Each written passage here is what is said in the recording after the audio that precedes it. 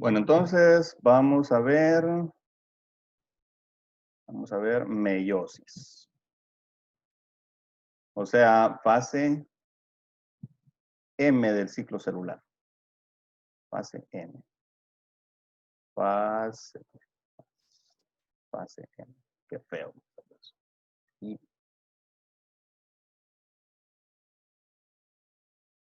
fase M del ciclo celular, que es la meiosis o la mitosis en caso de que sean células somáticas. Entonces, mitosis, esto ya lo vieron ustedes en biología, es un repasito. Mitosis es en las células somáticas.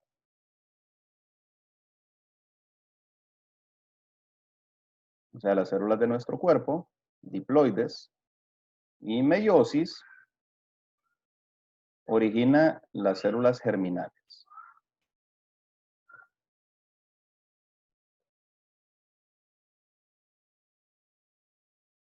Bueno, la mitosis, vamos a ver brevemente cuáles son las fases de la mitosis. Ustedes se la saben completamente bien porque ya la han estudiado, la estudiaron en kinder, la estudiaron en preparatoria, primer grado, en biología y ahora acá. Pero entonces ya se la saben bien la mitosis.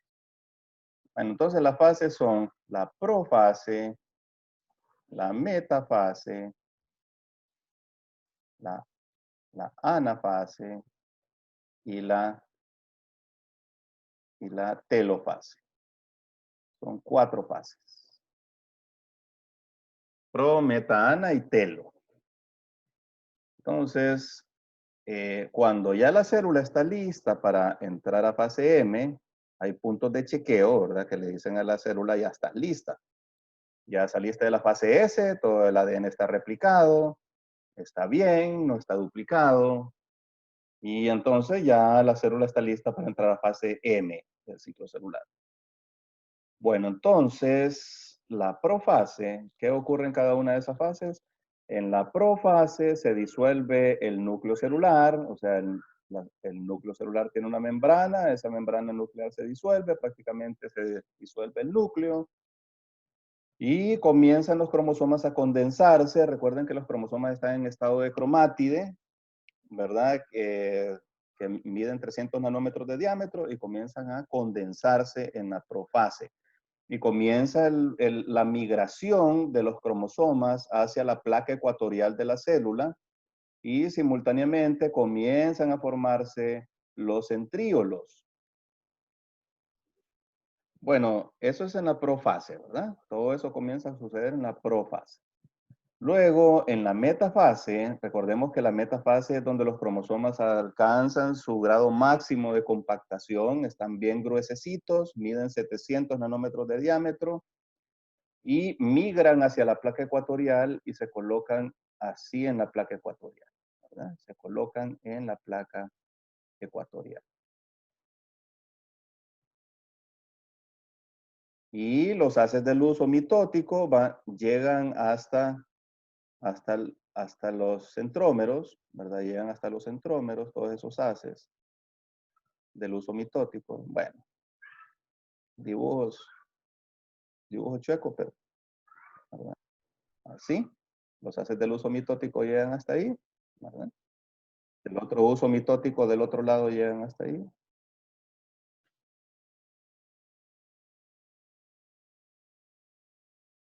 ¿Verdad? Comienzan a jalar para que cada una de las cromátides hijas migre hacia uno de los polos para que se formen las dos células hijas y se reparta el material genético en partes iguales.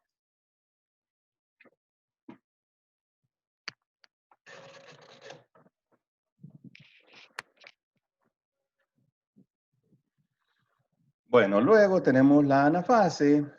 Recordemos que en la célula bueno, los cromosomas comienzan a migran hacia cada una de las células hijas, ¿verdad? El uso mitótico tira de cada una de las cromátides y esas cromátides migran hacia cada una de las células hijas.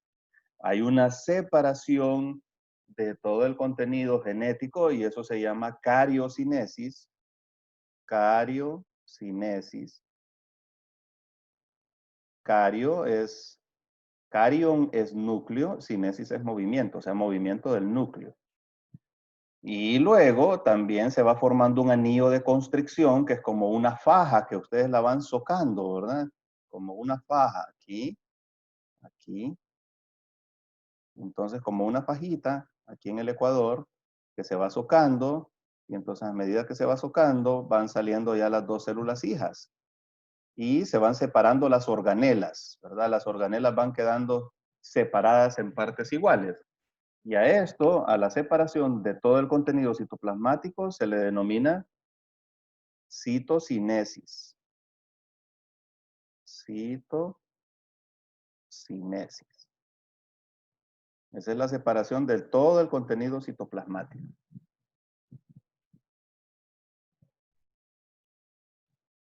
Y por último, tenemos la, eh, la telofase. Telo. Telo significa al final de. Entonces, en la telofase ocurre todo lo opuesto que en la profase. Se separan ya las dos células hijas, ya hay dos células donde antes había una y cada una de las células hijas regenera su membrana nuclear, los cromosomas vuelven a descondensarse y estar en su etapa de cromátide de 300 nanómetros de diámetro y ya, ¿verdad? Se revierte todo lo que pasó en la profase. Eso es básicamente la mitosis y las mitosis pues son desde que el óvulo es fecundado, se divide en dos el cigoto, desde ahí comienzan las mitosis y nuestras células están en constante mitosis, o sea, la cantidad de mitosis en nuestro organismo es enorme. Pero para la genética es tal vez un poquito más importante la meiosis. La meiosis. Entonces vamos a ver meiosis y reproducción sexual.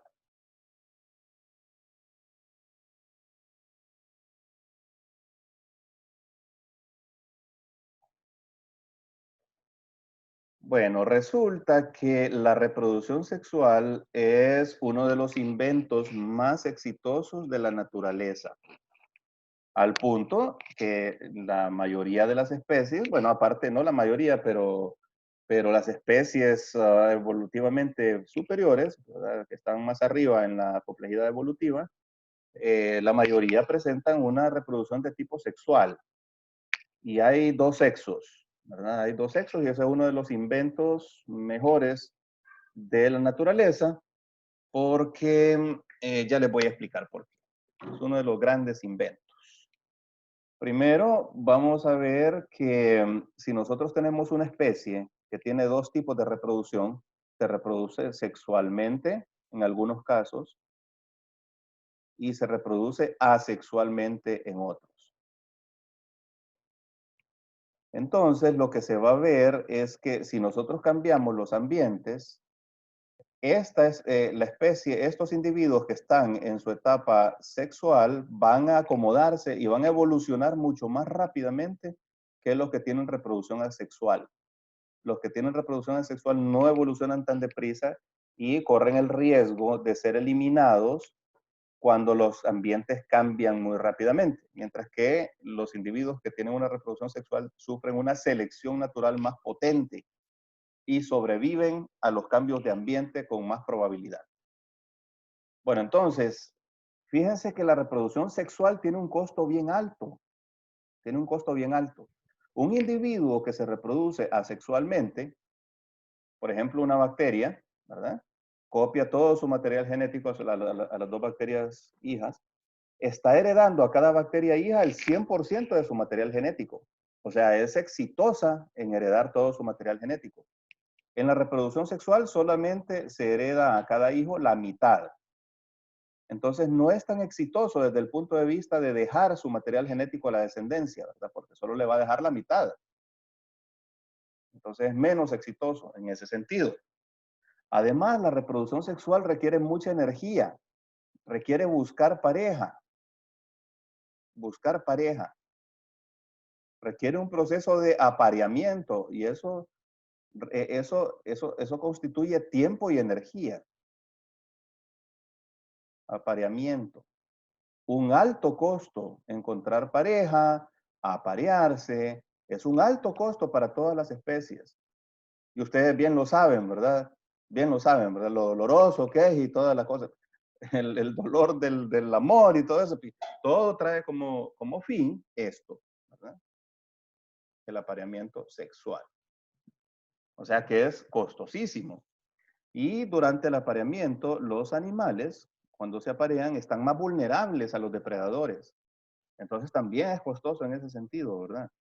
Bueno, entonces, siendo un proceso tan costoso, ¿por qué ha proliferado tanto y por qué ha sido tan exitoso? Entonces uno se pregunta, ¿verdad? Si tiene un montón de desventajas, ¿no sería mejor que hubiera gemación y que en esa gemación saliera un individuo igualito a nosotros?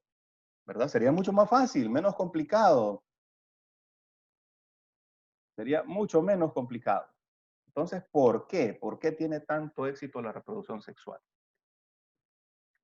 Bueno, el éxito de la reproducción sexual es que baraja las variantes genéticas para crear nuevos, o sea, hay nuevas combinaciones de variantes genéticas para crear nuevos fenotipos.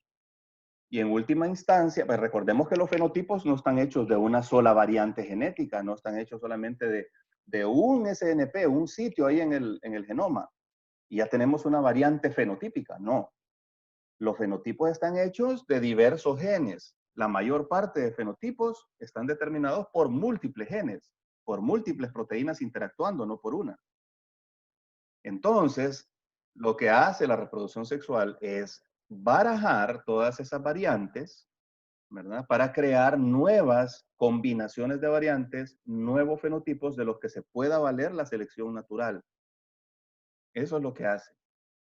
De vez en cuando, por ejemplo, digamos que nosotros tenemos un individuo con un alelo malo en un gen y tenemos un individuo con un alelo bueno en otro gen.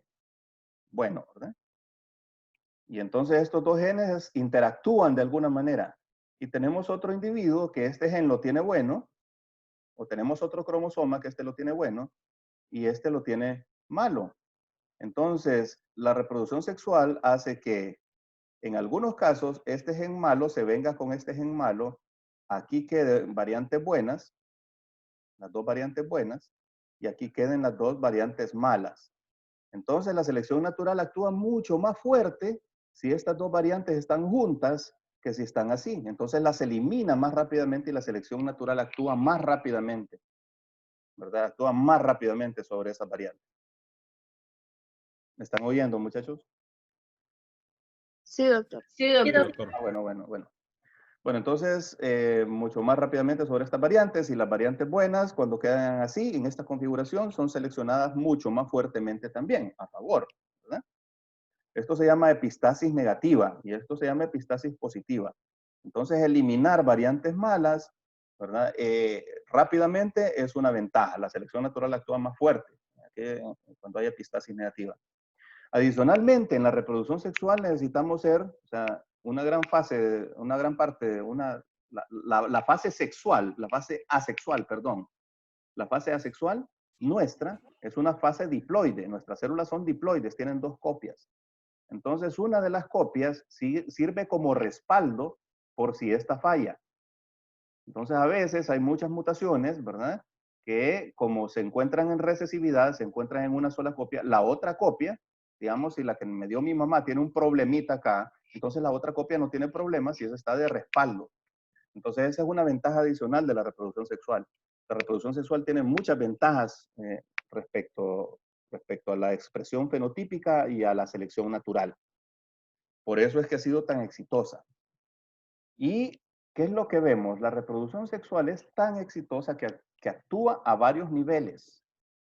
Actúa a nivel molecular en el apareamiento de los cromosomas. Los cromosomas se aparean también. O sea que el apareamiento viene desde el nivel molecular. El cromosoma de nuestra mamá se aparea con el cromosoma de nuestro papá y se recombina y se redistribuye y se baraja este material genético desde los cromosomas. Y luego los óvulos y los espermatozoides se barajan también porque o sea, solamente un espermatozoide entre muchos va a fecundar a un óvulo entre muchos. Entonces ahí estamos barajando también las variantes genéticas. Y a nivel personal, a nivel individual, también estamos barajando esas variantes genéticas porque un individuo del sexo femenino se va a parear con un individuo del sexo masculino, entre tantos. Entonces va a surgir una combinación única. ¿De acuerdo? Entonces aquí en este apareamiento van a surgir combinaciones únicas. En la combinación de un espermatozoide con un óvulo entre tantos va a surgir una combinación única. Y en el apareamiento de un hombre y de una mujer va a surgir una combinación única. O sea que ese barajamiento ocurre en todos los niveles de complejidad evolutiva. Y esto es lo que se da en la meiosis. ¿De acuerdo? Esto es lo que vamos a ver.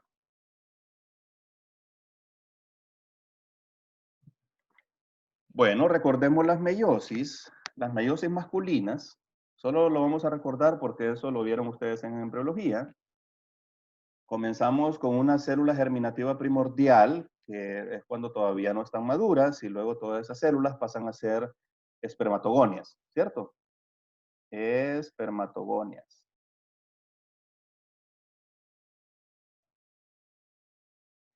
Esas células no se comienzan a dividir hasta que el niño llega a la adolescencia, y en la adolescencia comienzan a dividirse activamente y a generar más espermatogonias. Algunas de ellas van a entrar a meiosis 1. Perdón, sí, van a entrar, vamos a ver, espermatogonia, van a entrar a meiosis 1. No, se van a convertir en espermatocito primario, ¿cierto? Primario. Y entonces es el espermatocito primario el que va a entrar a meiosis 1 y se va a convertir en secundario. El espermatocito secundario va a entrar a meiosis 2 y se va a convertir en espermátide. El espermátide va a sufrir cambios y se va a convertir en espermatozoide. Entonces, la meiosis 1 solo son dos meiosis. La primera meiosis está entre el espermatocito primario y el secundario. Y la segunda meiosis entre el secundario y la espermátide. Bueno, entonces esto continúa durante el resto de la vida del hombre, ¿verdad? Del hombre. Se continúan dividiendo las espermatogonias. Las espermatogonias son prácticamente las células madre de las células germinales. De ahí se van a originar de ahí van a especializarse en espermatocitos primarios y van a dar lugar a los espermatozoides. Bueno, entonces, ¿qué sucede en meiosis 1? Básicamente las dos meiosis son iguales a una mitosis. Pero la meiosis 1 se diferencia de la meiosis 2 y de la mitosis en algo muy importante. Fíjense bien, durante la profase de la meiosis 1, lo que sucede es que los cromosomas homólogos se buscan, o sea, ocurre la búsqueda de los homólogos. O sea, si tenemos aquí el cromosoma 1 de mi mamá, el que me dio mi mamá, estos son mis meiosis, entonces el cromosoma de mi papá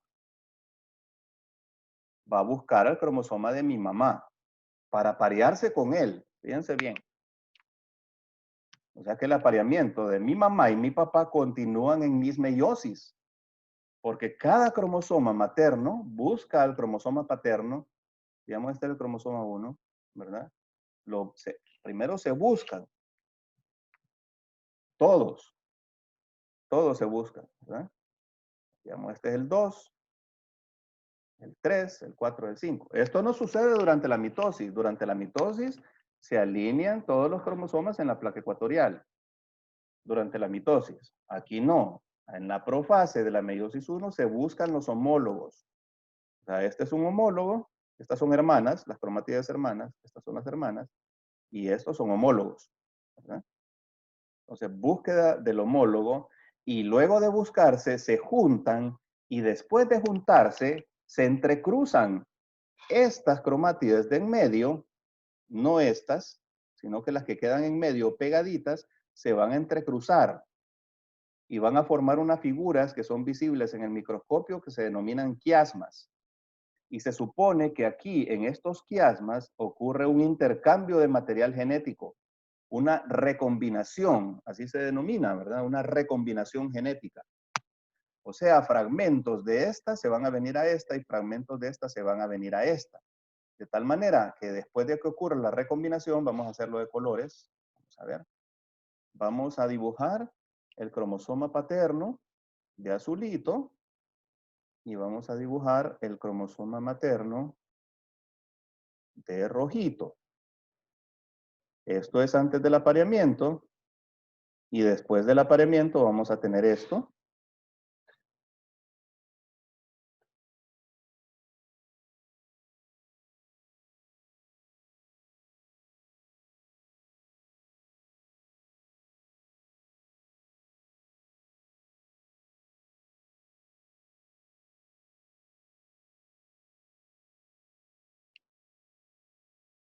Después del apareamiento vamos a tener esto. Vamos a tener que estas dos cromátides de acá van a ser producto de la recombinación de las cromátides originales. Por lo tanto, vamos a tener 4 cromátides que van a ser diferentes entre sí. Claro, van a ser homólogas. Estas todas van a ser homólogas, ¿verdad? O sea, van a ser iguales en más del 99%, pero en aquellos sitios donde hay variación, donde hay variantes, los sitios polimórficos, entonces ahí sí van a ser diferentes. Entonces vamos a tener acá una cromátide paterna, una cromátide materna, una recombinante 1 y una recombinante 2.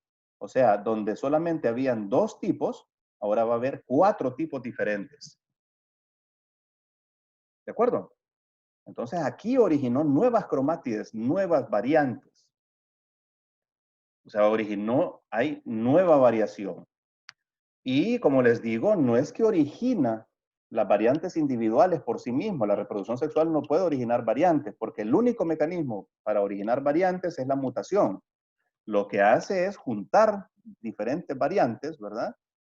O sea, lo que hace es hacer nuevas combinaciones de variantes. Y entonces ahora tenemos 4 cromátides que son diferentes, donde antes solamente habían 2.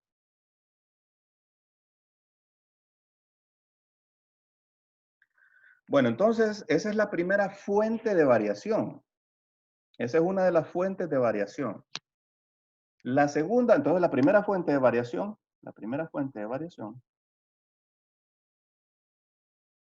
es la recombinación. Antes de mencionarles la segunda fuente de variación, vamos a terminar con la meiosis 1.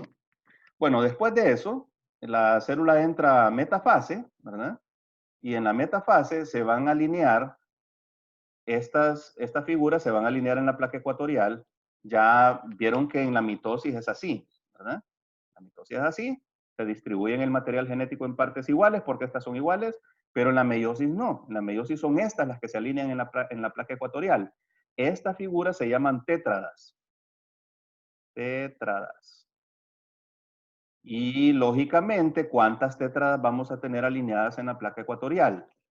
¿Cuántas tétradas van a ser las que están alineadas en la placa ecuatorial? Van a ser solamente 23 tétradas, ¿cierto? Porque cada tétrada está compuesta por los 2 cromosomas, el materno y el paterno, pero en realidad pues ya hay recombinante 1 y recombinante 2.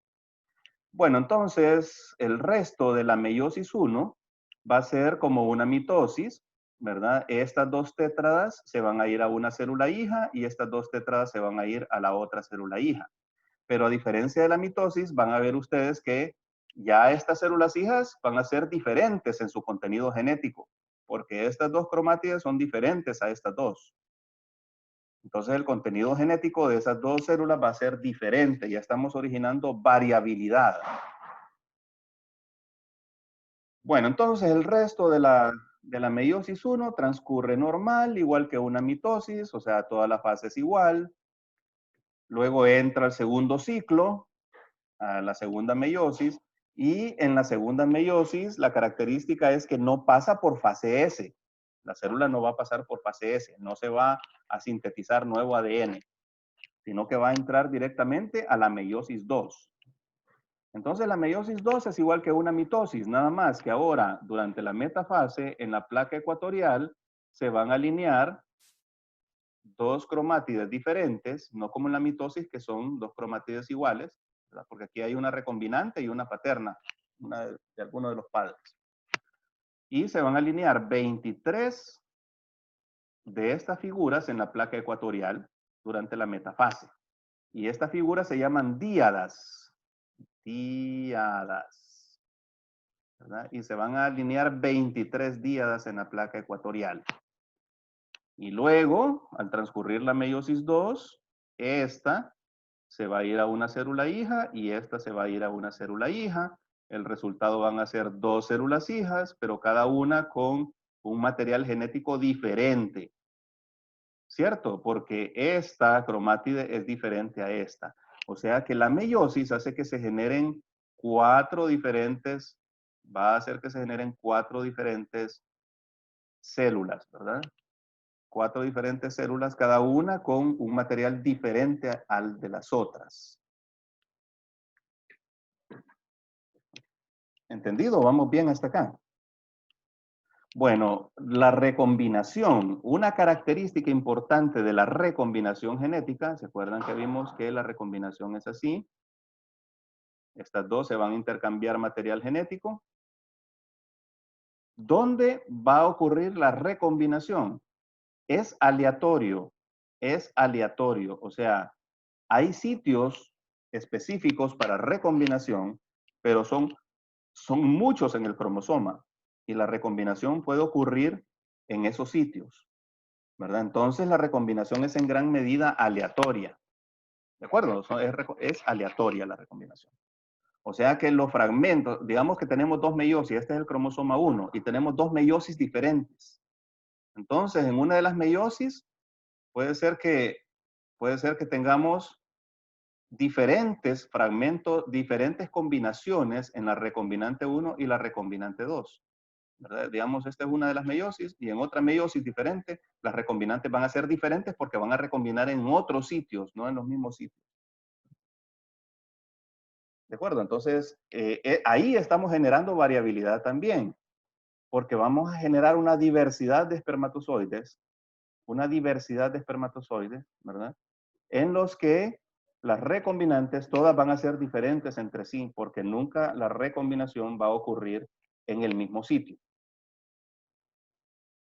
Bueno, entonces ese es uno de los elementos que genera variabilidad. O sea, el primero dijimos que era la recombinación. Eso genera variabilidad. Recombinación. ¿Qué otra cosa genera variabilidad? Bueno, vamos a ver. Digamos que aquí tenemos los 4.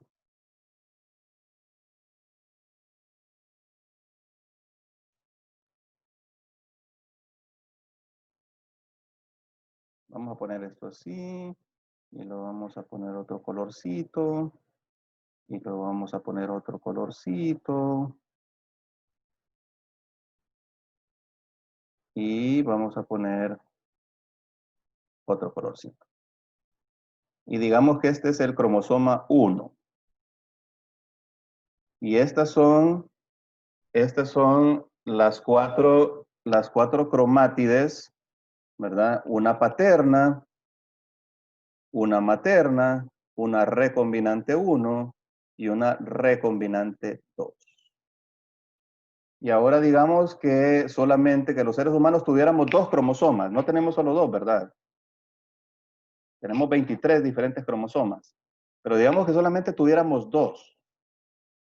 Entonces, vamos a dibujar otra vez lo mismo. Aquí tenemos la materna. En la verdecita tenemos recombinante 2, recombinante 1. la María, recombinante 2, y la otra, ¿qué color teníamos? Café. Café. Y la paterna, ¿verdad? Y supongan ustedes que solo tenemos 2 cromosomas y va a ocurrir la meiosis. La cuestión es la siguiente. Se generan 4 células de ahí, ¿cierto? Se van a generar 4 células. Cada una de las células va a heredar una cromátide diferente. Pero entonces hay una cuestión bien importante. Esta cromátide, digamos la paterna, tiene la misma probabilidad de irse hacia una de las células hijas que cualquiera de estas cromátides.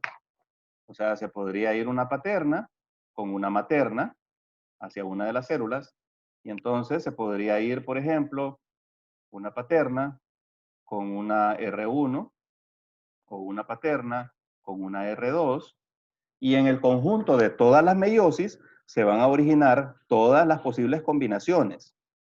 ¿Cuántas combinaciones en total vamos a tener? O sea, ¿cuántas variantes originaríamos a partir de esto, de este proceso? Originaríamos 16 variantes, porque tenemos 4 cromátides en cada una que se van a ir a una célula hija y 4 cromátides en la otra que se van a ir cada una a las células hijas. Cada una se puede ir con la misma probabilidad con cada una de las otras y entonces vamos a tener en total 16 variantes, o sea, 16 combinaciones entre el cromosoma 1 y el cromosoma 2. Si solo tuviéramos 2 cromosomas, podríamos originar 16 tipos de espermatozoides diferentes a partir de este proceso. Este proceso se llama segregación independiente. ¿Qué quiere decir segregación independiente? Que cada una de las cromátides, de cada una de estas cromátides de uno de los cromosomas, se va a ir con la misma probabilidad con cada una de estas cromátides del otro cromosoma. Y entonces se generarían 16 variantes a partir de este proceso que se llama segregación independiente. ¿De acuerdo? ¿Entendido? Segregación independiente, así se llama. Pero claro, no tenemos 2 cromosomas, tenemos 22 autosomas, o sea, cromosomas no sexuales, más un cromosoma sexual. Pero tomemos solamente los autosomas. Como tenemos 22 autosomas, y tenemos por cada cromosoma 4 variantes y cada variante se puede ir con la misma probabilidad con cada una de las otras variantes de los 22, entonces vamos a tener un total de 4 a la 22 diferentes variantes generadas por segregación independiente. ¿Alguien me puede hacer este cálculo? 4 a la 22. Por favor, ahí en sus calculadoras, si me dicen.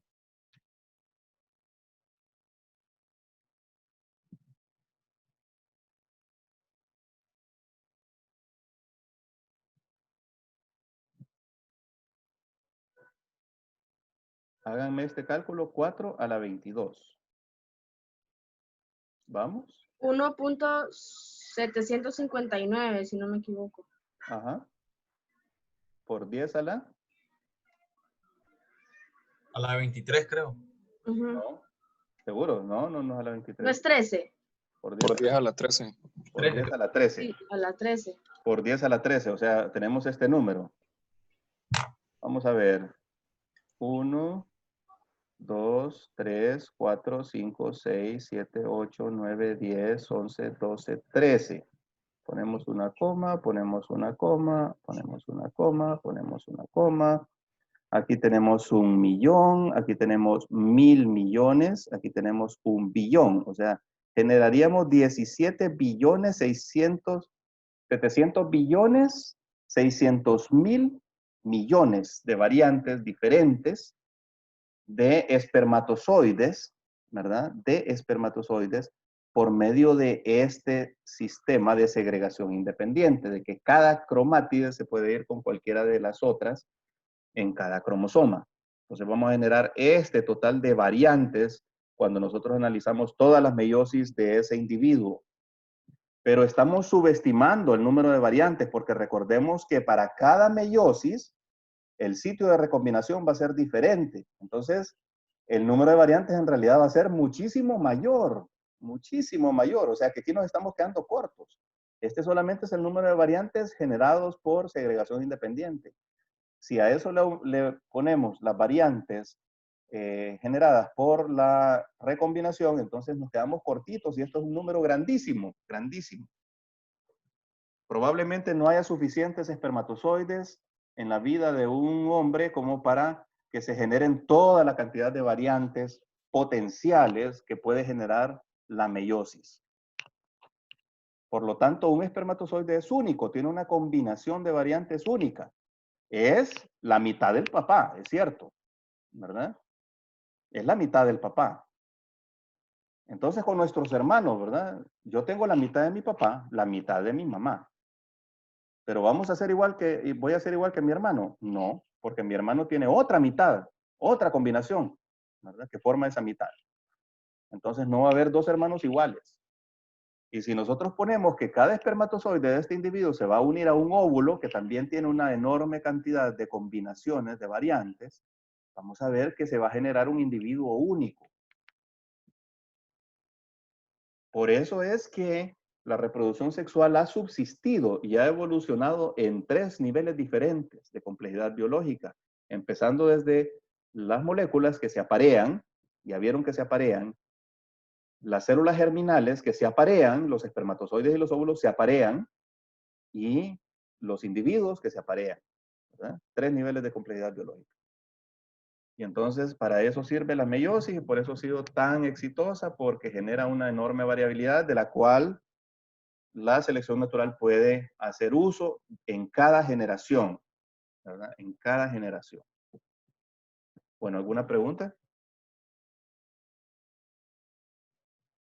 No, doctor. Bueno, entonces hasta aquí lo vamos a dejar. Ya terminamos ciclo celular. Vamos a ver un poquito, vamos a entrar a ver, vamos a ver. Vamos a hablar de la PCR, de la reacción en cadena de la polimerasa, porque ustedes la vienen escuchando por el COVID-19, que es uno de los exámenes que se hace, ¿verdad? Entonces, la reacción en cadena de la polimerasa lo que hace es copiar este proceso natural, el proceso de replicación, ¿verdad? En una máquina para generar muchas copias de un ADN o de un ARN. Eso es lo que hace la reacción en cadena de la polimerasa. Entonces, en la próxima clase vamos a ver eso y comenzamos a ver mutaciones. ¿De acuerdo? Ok, perfecto. Doctor, está bien, doctor. Está bien, doctor. Gracias.